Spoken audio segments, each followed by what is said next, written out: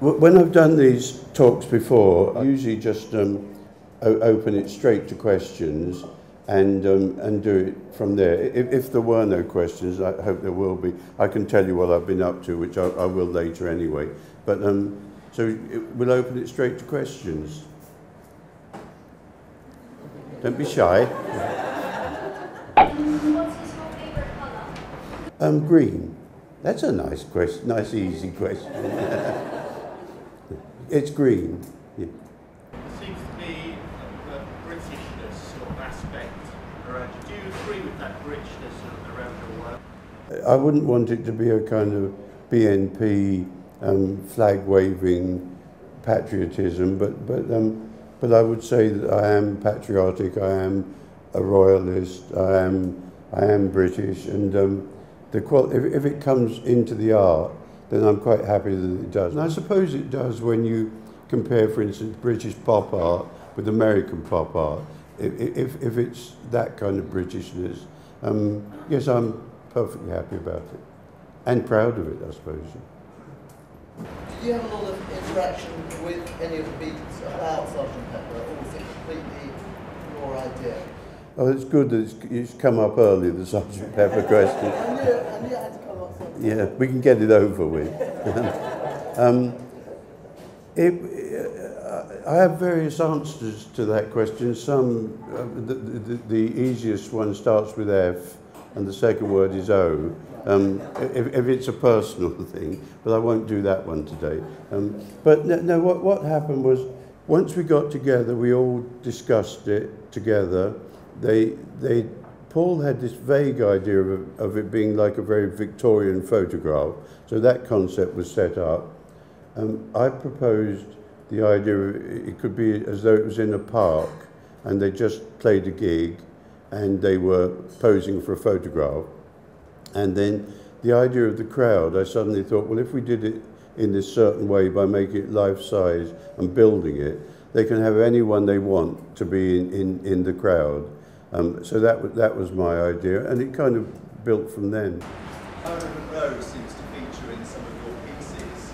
Are there any modern actors or actresses that you'd like to do artwork with? Well, I think the reason Marilyn appears and the reason, for instance, that Elvis appears is that when I was making those kind of pieces about icons, if it was going to be rock and roll, it had to be Elvis, obviously. There are people that I preferred musically, like Chuck Berry or the Everly Brothers, or lots of people I preferred to Elvis. But if you're going to choose an icon, it's got to be Elvis. I've just done a new portfolio of prints called Star, which is five people. It's Brigitte Bardot, Marilyn again, the Beatles, Elvis again, but also Kate Moss. So to answer your question, yes, there are current people, and there will be more. Sorry? Why? Because she's gorgeous. No, she's a friend of ours. She's become a friend, and I think, I mean, she is an extraordinary icon. And she, again, if you think model, you think Kate Moss, and if she was in this room, you might not even spot her, because she's quite small, not that pretty in real life, but photographs extraordinarily. So I think to go back to the Elvis thing, if you're picking a model, it's got to be Kate Moss. I was wondering what you thought of the current art market, kind of in terms of opportunities for artists. The art market for me at the moment, it happens to be very good. But if you were a young artist, I imagine it would be difficult. But it has been difficult for me for 50 years. But it's nice at the moment.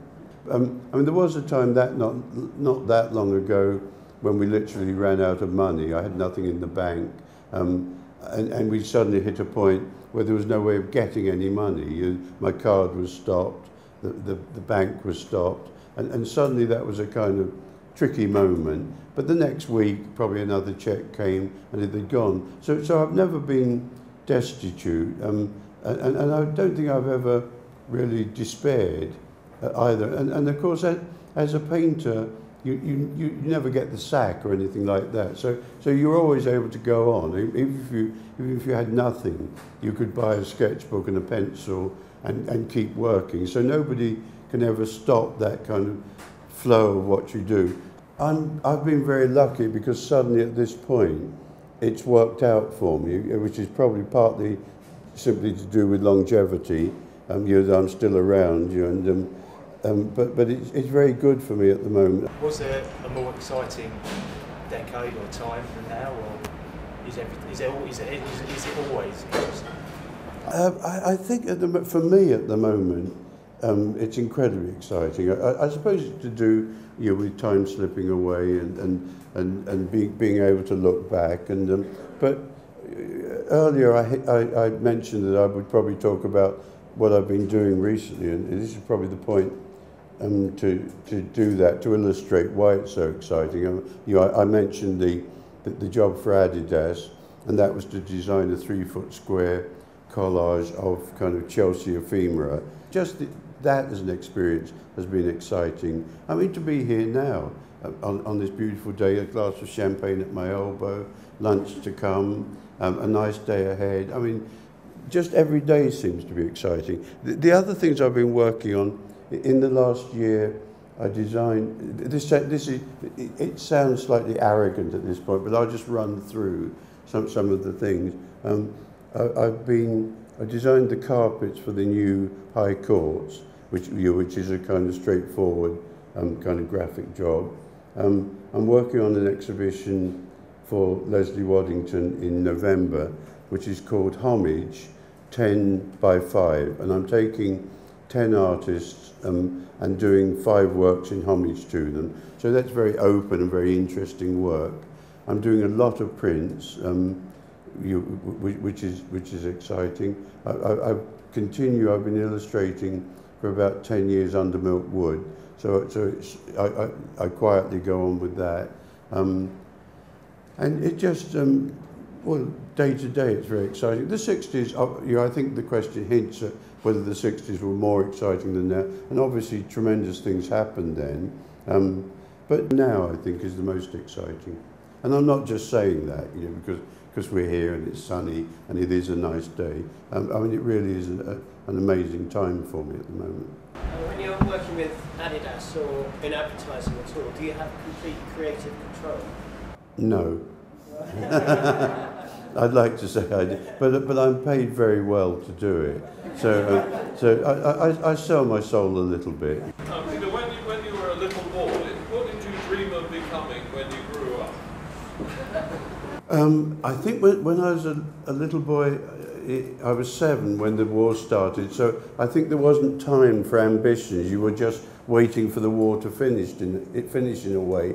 But what I did become at the age of 14, I went to art school. So there was really no ambition before that. But when I've been asked that question since, and my answer then as to what I wanted to be was a professional wrestler, but particularly Kendo Nagasaki. Well, following on from the question, when do you plan to grow up? We haven't grown up yet, no. I'm working on it. So I think perhaps on that note, it's probably 1 o'clock. So thank you very much. And we're around for the day. I think I'm going on to the bus. A couple of people asked me before the lunch if I'd sign things, and I knew once I touched my pen that the man at the back of the room with the Marks and Spencer's carrier bag and the Sergeant Pepper in it would suddenly appear. So I'm going to the bus to sign some things, so we can do that during the day. So thank you all very much. Thank you for coming.